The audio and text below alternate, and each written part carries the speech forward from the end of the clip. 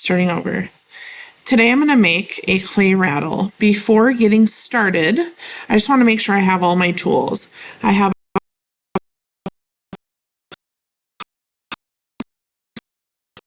found a clean cup and put clean water in it.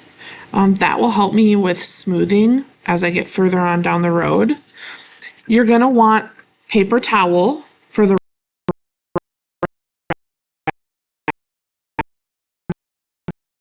brush. I have a carving tool and just some other modeling tools that I think I'll need. It's also important to have your sketch or an image of what you're creating.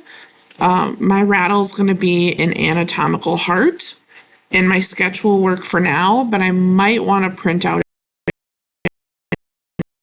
into the details. So the first step is to make the actual rattle. And to do that, you're going to make 2 pinch pots.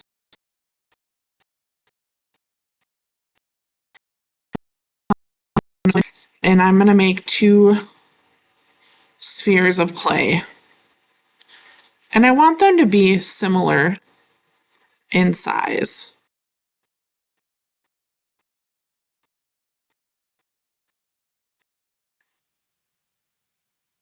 Now the rattle part doesn't have to be very big.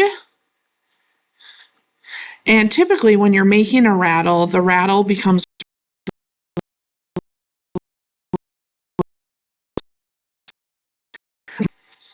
it's not round, it's not very circular. So I'm going to have to pinch my pinch pots to make the shape that I need.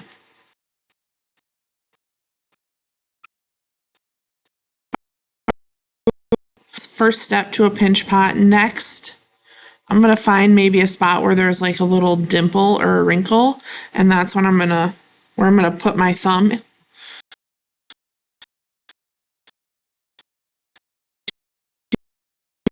My thumb and then my fingers on the outside, and I'm going to pinch, turn, pinch, turn, pinch, turn, and I'm just going to keep doing that until it starts to widen up the circle inside the pinch pot. Once it does that, I want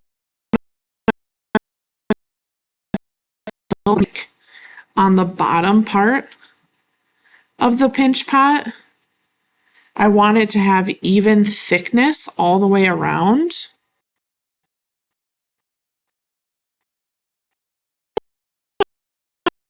You don't want the wall of your pinch pot to get too thin. I always like to use my pinky as a reference. So like the width of my pinky is the width of the wall. If it starts to get thinner than that, it's going to become pretty fragile. So I just want to be careful. Now, right now, I'm kind of making the bottom part of this heart shape. So I want it a little more pointed near the bottom. I'm also going to tip this over and tap it on the table because that just helps flatten this. It's going to help see if I need to pin anywhere else. And also when I go to attach, it's ready to be attached. Okay, I'm going to leave that one. I'm going to pinch this one. And if I'm looking on my sketch, the top part of the heart, it's not very pointed. It's a little bit more flat and rounded. So we're going to see how this first pinch goes.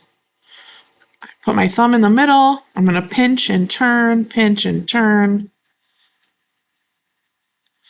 Sometimes I can get both thumbs in there to pinch. And I'm going to kind of pull this outward a little because I don't want it, like I said, I don't want it so round. Let's see what it would look like attached.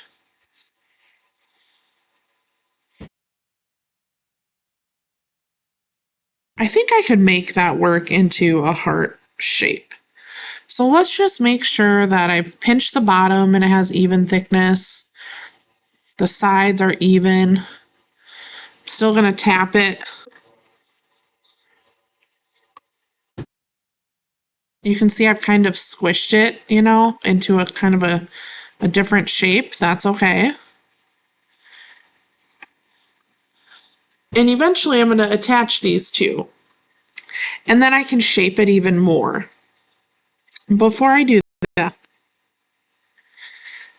the next step is making the beads. We're making the rattle. So you're actually going to make the beads out of clay. So you just need a little bit of clay. That might even be too much. You just need a little bit. This is also where you're going to need that paper towel. And so to make a bead, again, you're just taking little pieces of clay and you're going to roll it into little beads. I would say anywhere from 3 to 7 beads enough. I'll probably do 5. Now, the bigger the beads, like if I take a big hunk of clay and I make a really big bead, these beads are going to sound lower when you make the rattle. I want a higher sound, so I want smaller beads. That's too big. I also want them to fit into my rattle, so I don't want them to be too big. Okay, 1, 2, 3, 4, 5. That's enough. Now, if I just throw them into my clay like this, they're going to stick together. And they might even stick to the side of my rattle, and then they might not work at all. This is where the paper towel comes in. You're going to take a little piece, put a bead in there, wrap it around the whole bead, set it on the inside. You're going to do that to each one. Little piece of paper towel, wrap up the bead, stick it in the pot. What's going to happen is when we get to fire these in the kiln, the paper is going to burn out. And so it's not really going to matter. But this will prevent them from sticking. Okay, they're in there. Next step, I'm going to score and slip and attach. So this is a scoring tool, one that I made. Remember, scoring just means scratching up the clay.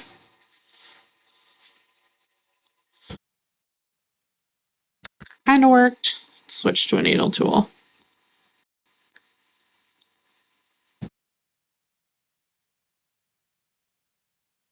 And you need to score wherever the clay is touching. So these two edges are going to touch. So I'm going to score this side too.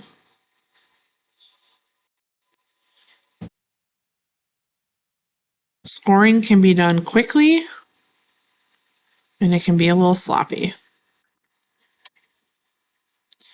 And then I'm going to pick up just a little bit of slip. Sometimes I use my finger, sometimes I like to use a brush. Just depends. But I'm going to put slip on one side where it's being attached. I'm going to cover up those score marks that I made. And now I'm going to attach it. So when I attach it, I kind of push it and then I kind of wiggle it a little, like kind of locking it together. I do not want this to fall apart in the kiln. Okay. It's attached and I could leave it. However, I don't want that line.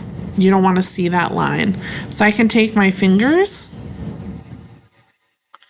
and smooth that line out, you know, go back and forth.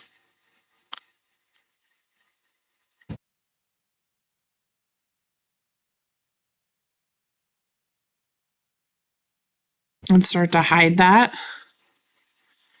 I'm not worrying about the shape really yet, or the smoothness overall. That'll come at the very end. I am being careful to not squeeze this really hard because I don't want rattle to get squished. We want to keep that hollow on the inside there. Okay.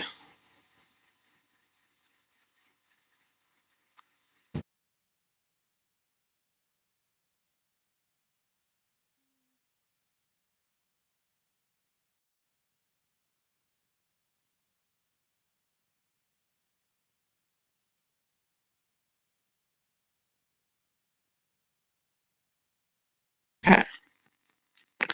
That works for now. So it's kind of too round for my liking. I'm going to look at my heart here. I want to shape it a little bit more. So still, I'm going to be careful, but I want to kind of squeeze the bottom a little bit to make it just a little more pointed on this side. So depending on what you're making, you might have to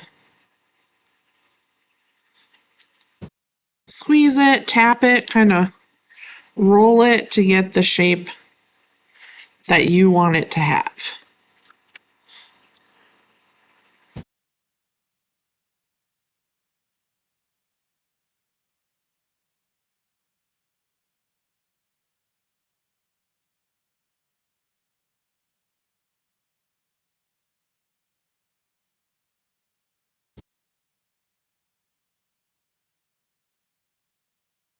Okay. I